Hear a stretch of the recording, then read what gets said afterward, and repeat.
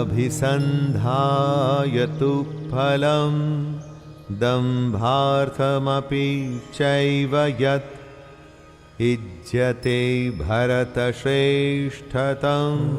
यज्ञं विद्धि राजसम्। सनातन धर्म ज्ञान गंगा चैनल में आप सभी का स्वागत है। मेरे प्यारे कृष्ण भक्तों, आप सभी को जय श्री कृष्णा।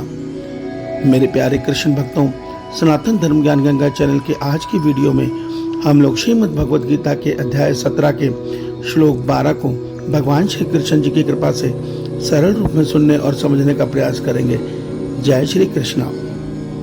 मेरे प्यारे कृष्ण भक्तों, श्रीमद् भगवद गीता के अध्याय 17 के श्लोक 11 में भगवान श्री कृष्ण जी ने हमें सात्विक मनुष्य के विषय में बताया था कि जिस मनुष्य के अंतःकरण में सात्विक गुण की प्रबलता होती है, ऐसा मनुष्य शास्त्र विधि को जानकर और निष्कामता भाव से, अर्थात वो संसार के विषय भोगों को पाने की चाह में नहीं बल्कि ईश्वर से ईश्वर को पाने की चाह में अपनी भक्ति करता है। उसका हर कर्म निष्काम भाव से होता है, वो अपने कर्म को कर्तव्य समझकर करता है।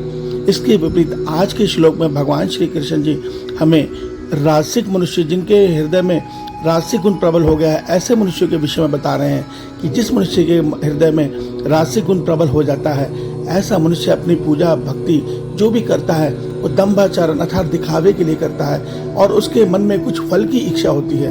अर्थात वो जब भी भक्ति कर रहा होता है, जब भी वो भगवान का नाम पुकार रहा होता है, उसके हृदय में एक इच्छा होती है कि हे प्रभु, देखो मैं तुम्हारी भक्ति कर रहा हूँ, मेरा ये कार्य पूरे कर दो।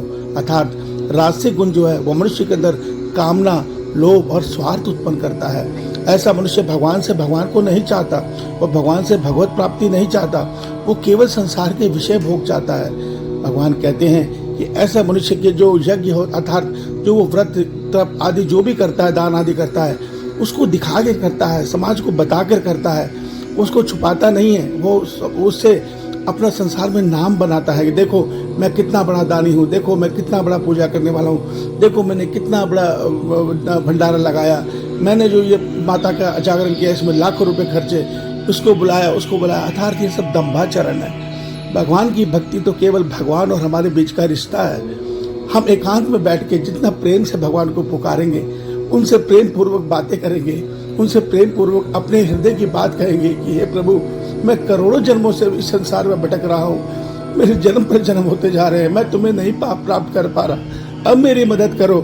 इस भावना से मनुष्य को भक्ति करनी चाहिए, मगर मनुष्य इसके विपरीत अपनी मन की कामनाओं का गुलाम बनकर अपनी इच्छा पूर्ति के लिए, अपनी वासनाओं की पूर्ति के लिए भगवान की भक्ति करता है। उसकी भक्ति में यह चाहत होती है कि हे प्रभु, मेरे किसी कार्य में विघ्न बाधा ना आए, मेरे शरीर मेरा परिवार सदैव निरोगी रहे, अर्थात मैं कभी भी दुर्गति को प्राप्त ना हूँ। उसकी भक्ति की आशा ये होती है। आप ही समझिए, सोचिए कि कोई आपके साथ अति लगाव के साथ व्यवहार कर रहा है और अपनापन दिखा रहा है, मगर वो आपसे आपको नहीं आपके धन को चाह रहा है, तो आपसे उसका धन का रिश्ता ही बना रहेगा। तो इसी प्रकार राजसिक मनुष्य का जो भगवान से रिश्ता होता है वो केवल लेने देने का ही होता है। भगवान उसके नहीं बनते। भगवान कहते हैं ठीक है, ये मेरी माया है, इसमें खेल, खूब खेल। और इसमें खेलने का अर्थ ये होता है कि मनुष्य नीचे की योनि की तरफ चलता है। जैसे नीचे के जो योनि के जानवर हैं वो तो जन्म दर जन्म अपने पापों को भोगकर ऊपर की तरफ आ रहे हैं, अर्थात वो मनुष्य योनि की तरफ बढ़ रहे हैं। और जो मनुष्य रजस गुण में जाकर इन माया के खिलौनों से खेल रहा है, इन वासनाओं की पूर्ति कर रहा है, वो जन्म दर जन्म नीचे गिर रहा है और पशु कीट योनि की तरफ बढ़ रहा है। इस सत्य को भगवान श्रीमद् भगवद गीता में हमें समझा रहे हैं। हमें ये समझना होगा, हमें ये सत्य जानना होगा क्यों हमारे अंतःकरण में राजसिक गुण प्रबल होता है, क्यों हमारे अंतःकरण में तामसिक गुण प्रबल होता है और क्यों हमारे गुण में हृदय में तामसिक गुण सात्विक गुण प्रबल होता है।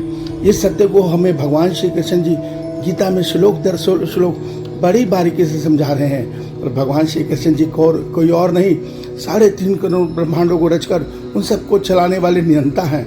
अर्थात उनके अतिरिक्त इस ब्रह्मांड में किसी अन्य की सत्ता, कोई सत्ता ही नहीं है। वो इस समस्त रूपों में इस संसार रूपी खेल को खेल रहे हैं। इस सत्य को हम तब समझ पाएंगे जब हम उनकी माया से परे हटकर केवल उनके श्री चरणों में प्रेम जगाकर उनके हो जाएंगे।